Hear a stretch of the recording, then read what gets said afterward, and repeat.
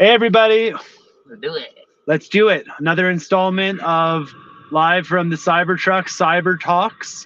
And today, this segment, we've got Deepak, Yeah. one of the my boy.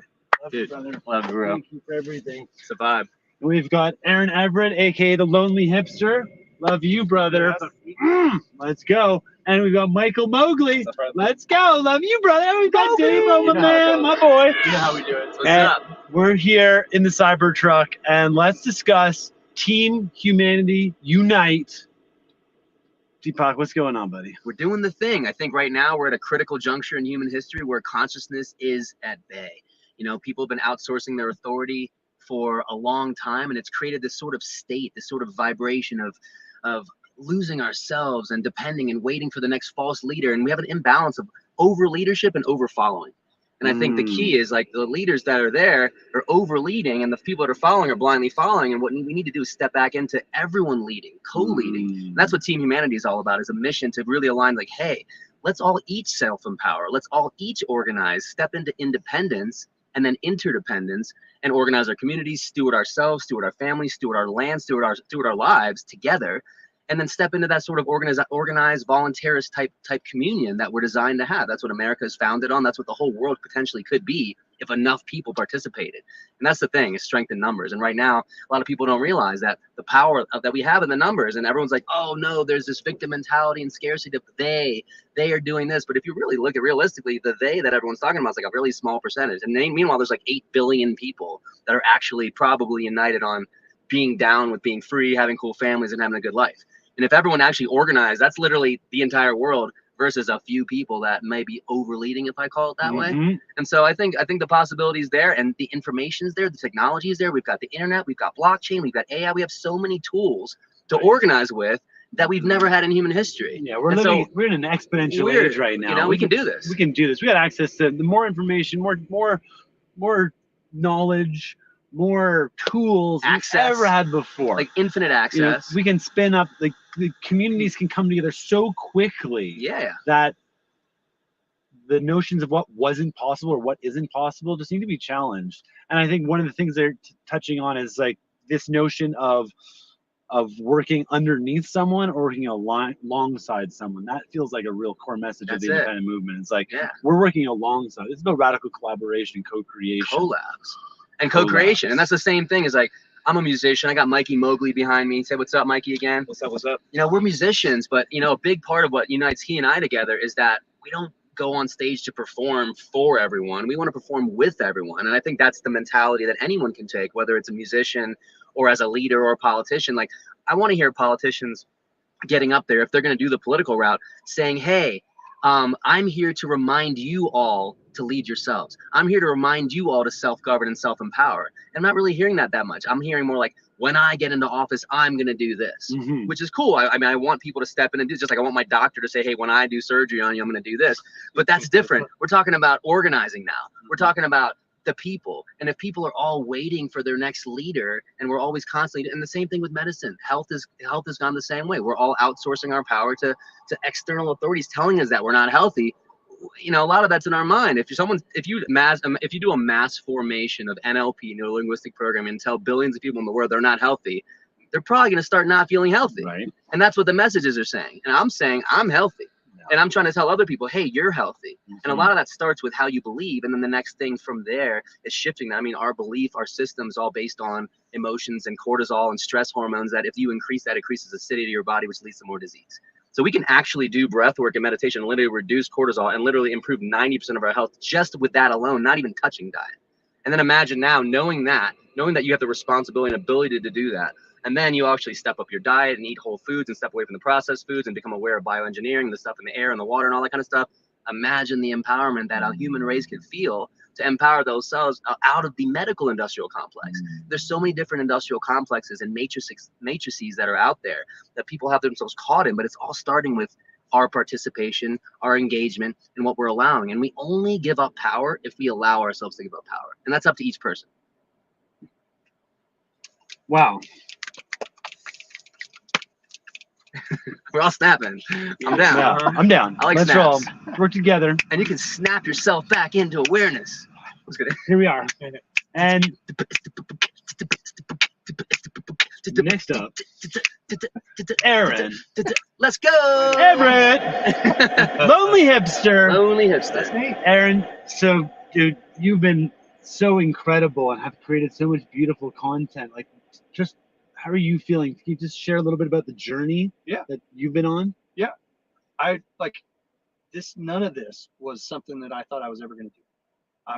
I just am a dad with 4 kids, and I do real estate stuff, and I'm just a boring guy most of the time. And I just felt so compelled that what was happening in our country is the lack of understanding about how natural law actually works, how we are endowed by a creative spirit to be more than we would ever allow ourselves to be. COVID messed that whole thing up for people, and it made it so that people just weren't, they just kind of went along because that was the easiest way to do it. And this whole thing for me was like, I gotta say what's on my mind now, or if I don't, I never will. So I just started writing and making videos and doing stuff, and it was just, I wanted to be able to take what was being said out there in the world and say, these are the principles behind it, and this is why it matters to us. Why does it matter to us as a human, as a person? Why does this matter? And so to be able to say it and do it, I don't know. I added it up the other day. There's like 13 hours worth of video stuff I've done. Man, and you started with essays, right? Yeah. So you took essays, and was you speaking them? I would narrate them. Narrate them. And I had some video to it too. Yep. Did you do that all yourself? Yeah. Oh, cool. The first 30 of those essays I edited on my phone through software that I just had an app. And then I taught myself Adobe Premiere in this process. And I was like, I'm just going to learn how to do this. And I'd always been into audio stuff because I was a musician, traveled around the country when I was young and played in all sorts of bands and learned how to do audio stuff and voiceover stuff. And so I was like, I can put this recipe together. I just have to teach myself. Self-empower yourself. Exactly. There it is. So that's what happened. And honestly, it's been the coolest thing I've ever been a part of, because it's been able to give a voice to something that I was wanting to say, something that I felt needed to be said. And people are, to have people respond to it or, have some resonance with it is awesome. I wasn't ever doing it to do anything other than to just it's a moment, right? This is just a moment we get to say what we need to say. And it's been awesome. Are you still producing? Yeah. Have we done a Maha one? I haven't done a Maha one. That's on the list. It's on the list. It's on the list. How do we feel about Maha, guys? Mahadeva Shambho. Mahadeva Shambho. That's actually Maha in Sanskrit means great. It's like literally a Sanskrit word in a lot of chants, in a lot of Sanskrit. Maharishi, Mahadeva just means great, like great king, great God, great divine. So it's a powerful word. Yeah, it's a powerful word, right? I love that Maha is just being spread right now. I'm like, that's bring it home. Yeah, I mean, I mean, it's a good thing. It's a very good thing. I thought, there's disappointment about the individual aspect of like, this is a political campaign or whatever. All that stuff is there. But the reality is more people have heard about what's actually happening in our world in the last 3 weeks than we're ever going to hear about it otherwise. That's exactly right. And so you take the good with what comes. The tent got a lot bigger. Absolutely. The tent's really, really good. Yep. And that's the vibe. That's what I'm kind of getting into earlier. Is like, really, it's about self-governance is really the individual, but part of it is getting the message out. And so, like, I'm not maybe necessarily into the election itself, but I'm into the election cycle as a vehicle to get messages out that can empower people away from the election machine over the long term. Exactly. And the elections are catalysts for community to come together. Exactly. Like, I've been driving around the country for a year and a half now, like engaging with people, and just the amount of human connection that's taken place. And I'm grateful to Bobby for being like, this blue rhythmic storm kind of energy that's pulling people together, but then actually like fomenting the strong heart-centric connections with people all over with this shared vision towards a better tomorrow.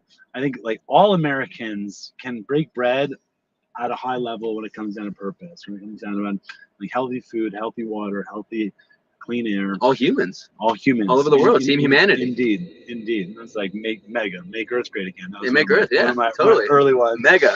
And now we got Maha, and we launched a token too, the Maha token. Nice. So we dropped that the day of the debate because we just couldn't believe that nobody had dropped this, because Trump posted a picture of a hat with a cat with a hat on it, and all of a sudden there's 20 Maha cat, mega cat, meme tokens out there. NFTs ready to go. There's no Maha token representing this movement. So we just dropped in. An amazing team came together. Had Damien by my side doing this, and we birthed this. And now there's the campaign is officially using this branding. We've got 2 super PACs that are called Make America Healthy Again. Nice. And now we have this digital crypto component too, and we're exploring how in this open container, how can we provide maybe some resources, some energy, fuel radical grassroots collective action. Big time. We got this newspaper right there. Check out this newspaper. Oh yeah, nice.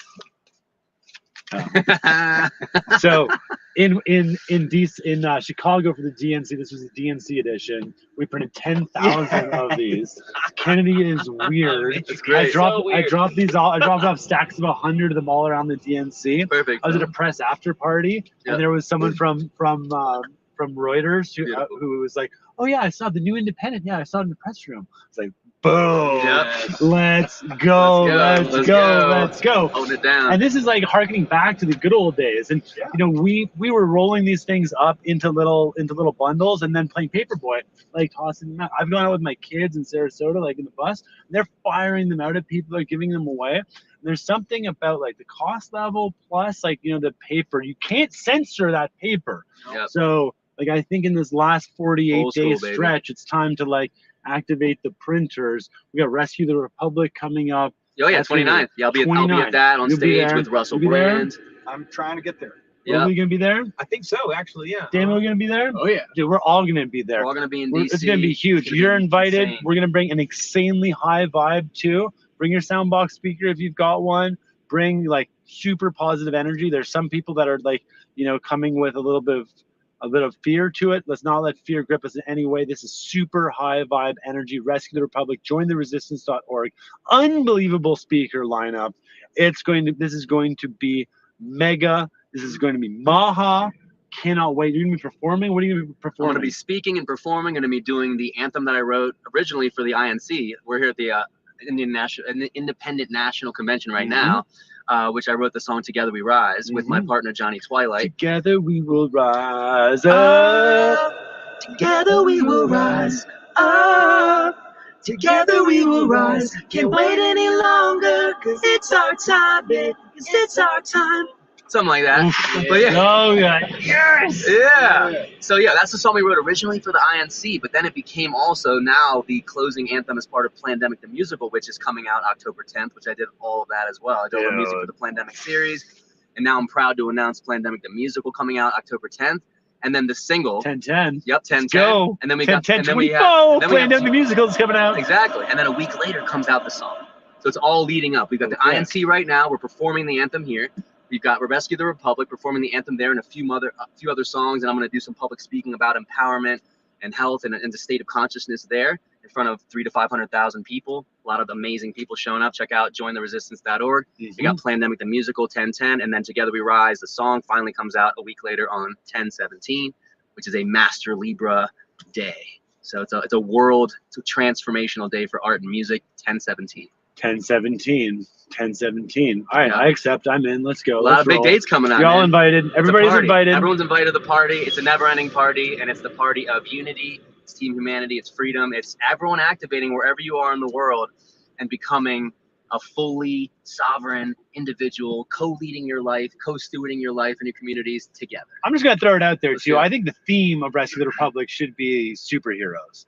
And I would encourage everybody to wear a superhero outfit. Costumes are actually very important because when you put on a costume, it releases yourself from a lot of egoic fear and grounding around thyself. So when putting on a costume, you can be a little bit more free, a little bit more expressive, and foment a little bit more connection with others. That's one of the things that we did with the decentralized dance party. It's Nice. core to have, costumes. You don't necessarily have to have a theme for everybody, but radical self-expression is a core message to that. So, there's going to be a lot of music. There's going to be amazing talks. There's going to be no doubt. There's going to be satellite events popping up. We're going to be hosting or launching a caravan to DC, leaving from Tampa, Sarasota area on the 25th and the 26th, driving to DC. All are encouraged to join along because there's going to be people coming from all over the country, and we'll probably set up a number of different routes so people can come together and get that vibe spinning. Let's get spinning. Let's get spinning because we are bringing, and we need to bring the super high vibe energy. That's what we need there. To Washington. We're bringing the monument, the reflecting pond, the White House. This is a triangle. We're going to be dead in the middle of it. 100,000 people was the goal. I think it's going to be a lot more than that. I think you could potentially put a 0 on it. It's there's 500,000 type numbers. Yeah. And this is big, and again, super high vibe is going to be how we keep the light. So music, just general auric energy. We got this. It's going to be super fun. 12 o'clock it starts on September 29th. And actually, 12 o'clock is the set start time, but because it's going to be so many people, people are going to be arriving at 8 o'clock for security. So we're going to be having a lot of programming before, starting earlier. Great. We're going to have Human Garage there. Russell Brandon, I, and Gary together are going to lead a meditation. So we've been talking about that. So we're going to do that around 10-ish, around 10:45. It's going to be Russell Brand, myself, and Gary from Human Garage. We're going to lead a 45-minute activation. Wow. We got a few other musical artists that are going to be singing. My friend Spirit Raps is going to be doing a hip-hop song that he wrote called OMG, which was about James O'Keefe and a bunch of people that got canceled. So that got pretty viral on Twitter. So I'm bringing him as well. And it's going to be pretty epic. It's going to be epic. And then 12 o'clock is the official program. We got Skillet, got a lot of amazing musicians, bands, 5 times August. Speakers galore. I mean, the weather too at this time. Jordan Peterson's coming. I mean, Tulsi Gabbard, Jordan Peterson, Bobby Kennedy. Russell Brand. The list is insane. Brett Weinstein. It's gonna be amazing. Elon might be there too. Who knows? Trump might even be there. It's gonna be. Let's just say there's a lot of names that have confirmed that we haven't announced yet, but those are some of his names. Yeah, humanity come together. Let's rescue the Republic. The Jedis are rising. You are a Jedi. You are a mage. You are a wizard. You are invited to be part of the revolution, to criticize by creating. Well, I'm just going to put that up because we got a bus that's messing with our show. That for like about 10 minutes, but yeah. What's that? Yeah, I got it. Got it. We're gonna do it. So I think the big thing about it is, like you just were hinting at, or not hinting at, saying clearly, is that bringing the high vibes is going to be key, especially in DC and everywhere else. And I think that's the main thing, is that a lot of people, like you said, are in a fear consciousness. And fear consciousness only comes not from the outside stimuli. It only comes from the inside. When we have our own wounds and our own traumas not complete, then we start projecting that outside and we think that it's some outside stimuli. But if you're actually fully in abundance consciousness, all of a sudden, like, I'm seeing the same stuff everyone else is seeing, but I'm not experiencing fear. So it's because there's a lot of self-work that got done to process the inner traumas, and it's still all an ongoing process. But it's only and what's one of the best ways that, like, in the spirit of Maha and making America healthy again, it's like we can talk about being high vibe, but what are some, like, how do you get there? What are some of the practical applications with dealing with self-trauma, for example? Absolutely. So I like to break everything down into multiple pieces. Our entire selves are broken into parts. So you've got a spirit that's riding along inside a vessel, and the vessel is the body, and then the body, and on top of that, our spirit also has the body. It isn't. We say that we have it, right? So therefore, it's a thing. Like, I have a bottle. So I'm not actually the body. I have a body. I also have a mind. I have emotions. I have an intellect. These are all pieces. So I think the best way to start dealing with this Maha we're talking about is to each piece figure out, what is it I can do to cleanse out each piece of that. So body is diet. How do we get our body better? Well, we got to figure out water fasting, cleansing, purging, and getting things out of us. I think as a society, we're constantly inputting. We're inputting data. We're inputting thoughts. We're inputting food. We're inputting toxins. There's bioengineering in the air. We talked about the water. It's all inputs. At some point, the body wants to output. And when our body's ready to output, it feels like a fever. It feels like these symptoms. But as a society, we're trained to think something's wrong let me now take in more inputs. Yeah, like it's house cleaning. But that body's actually saying, I'm ready to output. And if we actually started reframing everything as it's time to output and allow ourselves to output, like an animal might go fast or go sleep or whatever, and then literally the intelligence of the body is ready to clean itself out. But we're not allowing it. We're not trusting that that's actually what it's trying to do. We're like, oh, something's wrong. I got a fever. Let me take another Tylenol.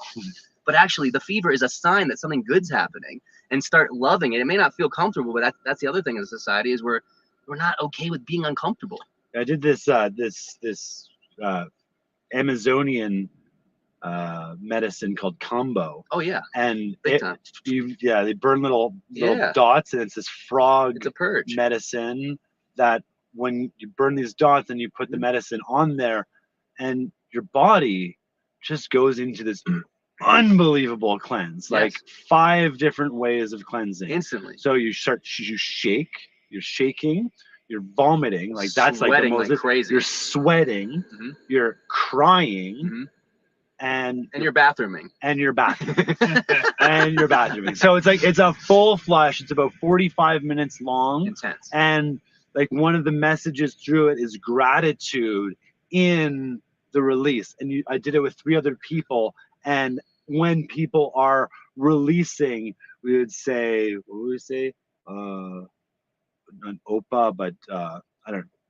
It was just a beautiful just message gratitude. of celebration. Yeah, and that's the thing. Is like, and that's what the other thing. If we start thinking about that in general in our lives, like when something's coming up, and we say, "Hey, thank you for the message. Let me stop what I'm doing. Let me slow down. Let me drink water. Allow ourselves to cleanse out." That's all I do when I feel a little something, and it literally goes away. What's that allegory they say is like, if you go to the doctor and they give you the medicine, it takes a week to heal. If you don't do anything at all, it takes a week to heal. Yeah. So why are we taking the thing? Why don't we, you know what I'm saying? It's like everyone's still taking the same amount of time. It's not like it's speeding up anything. So it's a complete shift on the framing of allopathic Western medicine into inputting and actually just starting to shift to allowing output. So that's one piece I was talking about, is the body. Then there's cleansing the mind. The mind is creating 90% of the stress, is our thoughts, fear-based thoughts and all that kind of stuff. Reframing our minds and how we're viewing things is one of the main things, because literally the stress increases cortisol level, increases acidity in the body. Stress leads to disease. So if you can actually, like I talked about earlier, go through just mindset awakening, which is shifting our language, shifting our self-talk, shifting our affirmations, all this stuff that's like, oh, it sounds like crazy hippie talk with affirmations. No, it's actually scientifically proven that if you shift the way you think, the way you talk about yourself to yourself and outright your language, you will literally increase your joy and happiness, which will decrease your stress, which will increase your health. This is not hippie talk. This is real scientific proof. So that's your mindset. And then we got to get into the emotion, because we grew up with our lives, past trauma, stuff with parents, stuff we can't even fathom. So going into deep emotional release work, which is there's cathartic work, somatic work. There's a lot of different stuff that each individual can do. There's a process called the Hoffman process. There's lots of different paths to getting into releasing stuff from the fascia. There's even human garage work. There's human garage, Gary and all them, they travel around helping people release trauma using fascial maneuvers. So all that stuff is stored. All of our thoughts, all of our emotions are stored. And if we're not releasing, they're building up like a pressure cooker. So our thoughts are building up like a pressure cooker. That's one aspect, is the intellect. Emotions are building up. So that's one aspect of trauma release. And then there's the spirit. And if you if you cleanse the body out, that's one pressure cooker to release. Boom. Now we're clean. Water fast. We're clean. All of a sudden you have a clean slate. If you got a clean slate of your body, your mind, and your spirit and your emotion, you're pretty much good to go. Now you're in a conscious state. And because now you're not in tension, you know, what's the word? Attention. Attention means at tension. Now we're tense. And also now we have more cortisol and stress. Therefore, our possibilities are now limited, and we have a limited focus. If you go to serotonin, now we have infinite possibility. We're going to make better choices. So if we focus all of society on becoming healthier and less stressed, we're going to have a society that just makes better choices. And we'll have politicians that make better choices and individuals that make better choices. And if we're making better choices, we have a much better society overall, because we've now done the high vibes thing that we talked about earlier. But now there's a tangible path to get there now that I just laid out, which is we're surrounded by this information. And they're all things you can do by yourself at home or with other people, or gather and learn these things. And that's like also, and that is really like reflecting on self too. And then if we look at like community as well, I think there's parables that can play over.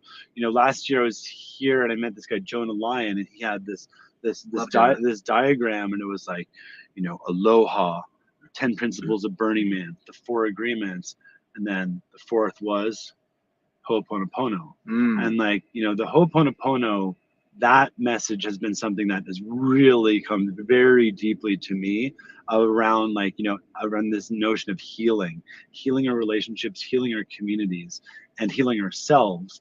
And it's 4 simple lines. I'm sorry, please forgive me, I'm thankful, grateful, and I love you. And saying this to thyself first, like, you know, before you can heal the world and heal others, like, you must do a little bit of internal work.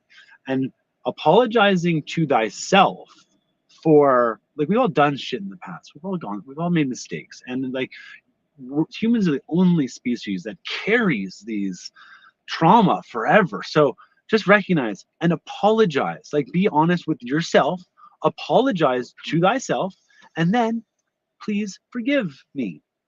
To ask that to yourself and forgive yourself and release from this and move on and be grateful for all that trauma, these learnings, everything that we're going through, and also love thyself.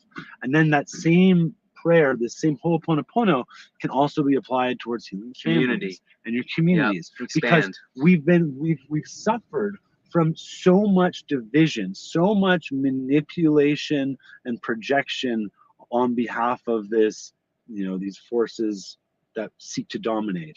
They wanted to divide and conquer. Families got ripped apart during the whole COVID scenario.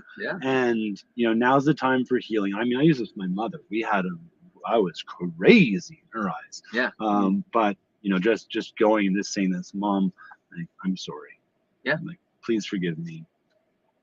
So thankful. Thank you. And I love you. And I broke it out in a little bit more into each of them, but that was like the totality of the spell. And it worked, and it was very effective. And I said, you know, to my brother as well, and to you know, to people that we've had breakdowns with. And like, this is I think a really powerful message.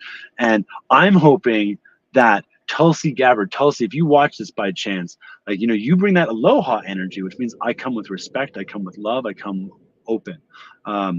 This Ho'oponopono is a message too that you can become a champion for healing as well. Big time. And so, you know, I met Tulsi one time, and I only gave her a sticker that just said Ho'oponopono on the back, and I was like, I don't know. She's a good friend too. So she's like, awesome. You know, this can be this message. And like, what did prophecy say? Like, you know, great healing was going to come from a mother from Hawaii or something like that.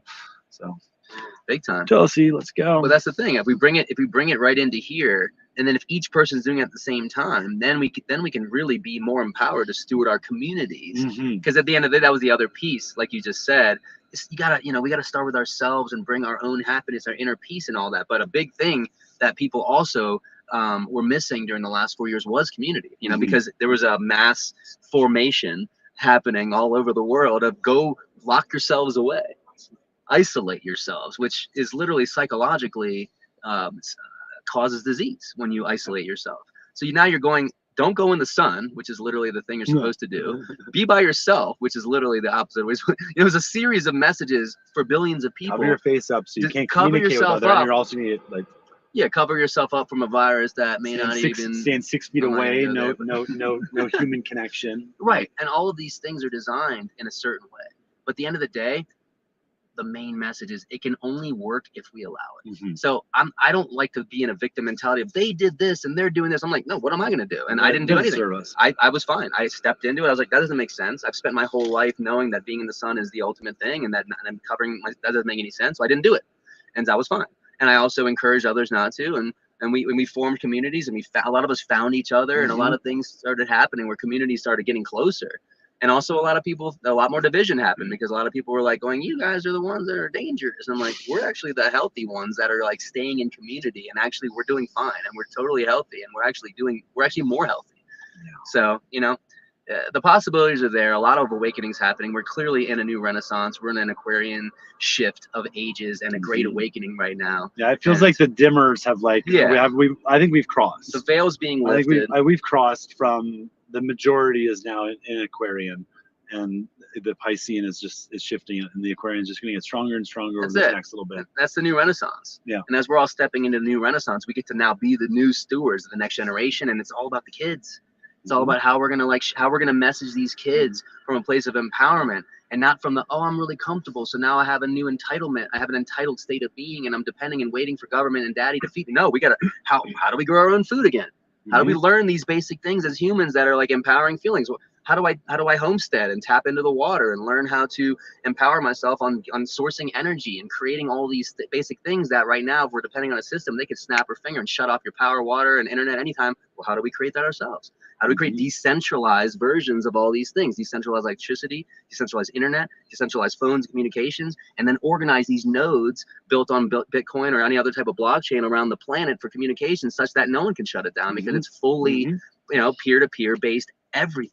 And I feel like all this tech is like, it's all here. It's just it's just a matter of weaving it in and like adoption.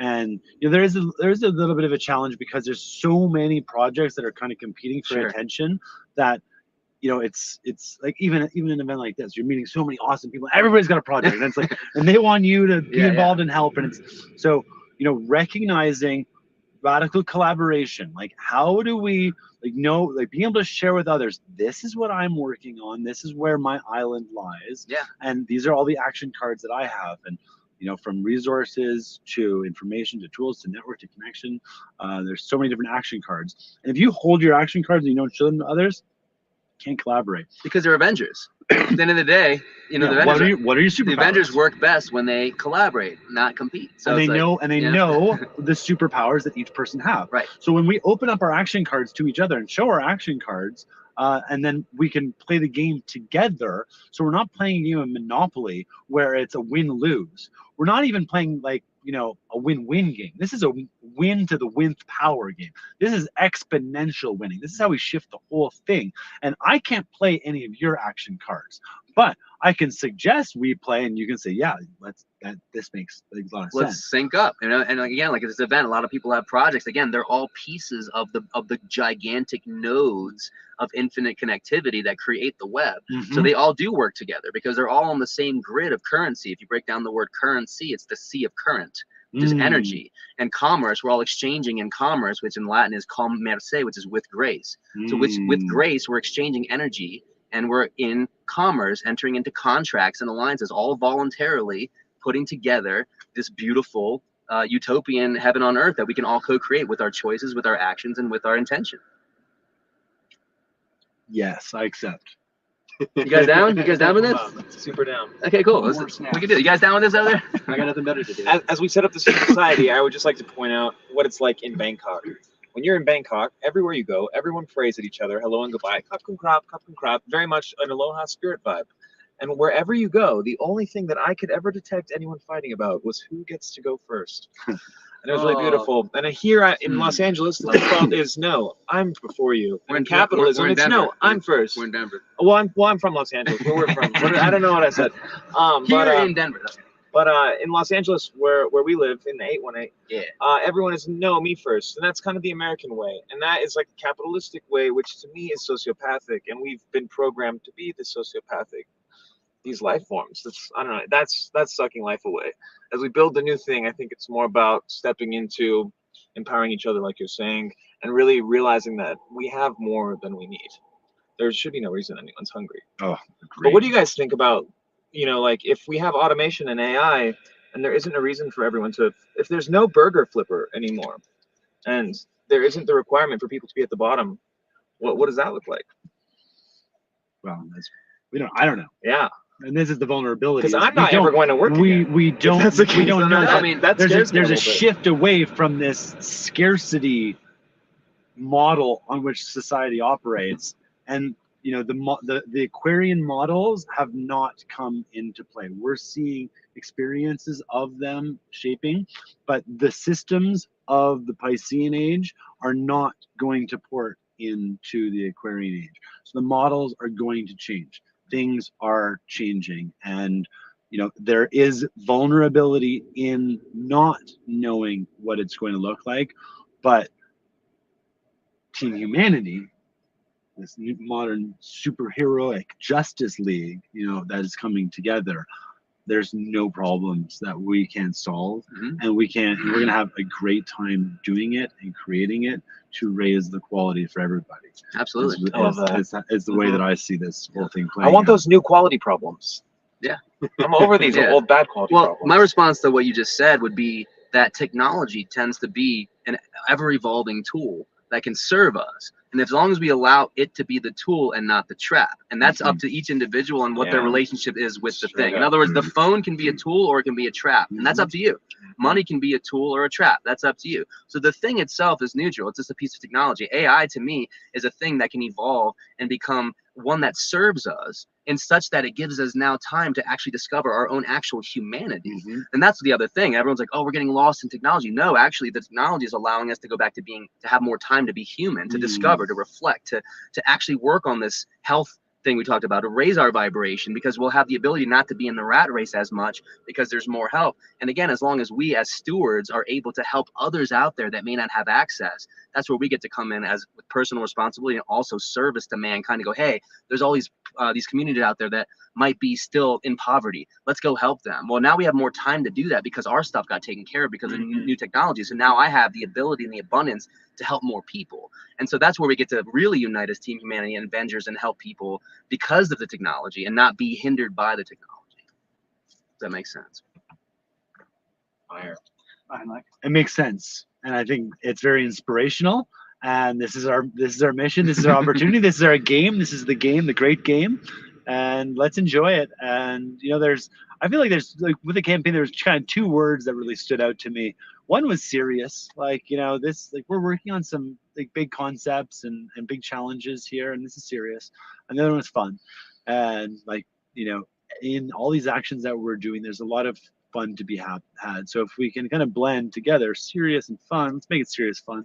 And let's invite others to kind of participate and become civically engaged and become radically expressive and embrace the gifting economy and the energy exchange. And through communal effort, there's no problems that we can't solve. And everything doesn't need to be about money. We can decommodify things. So we can create these exponential outcomes without not even engaging because there wasn't a commercial contract around at least trying to do something. So totally love it.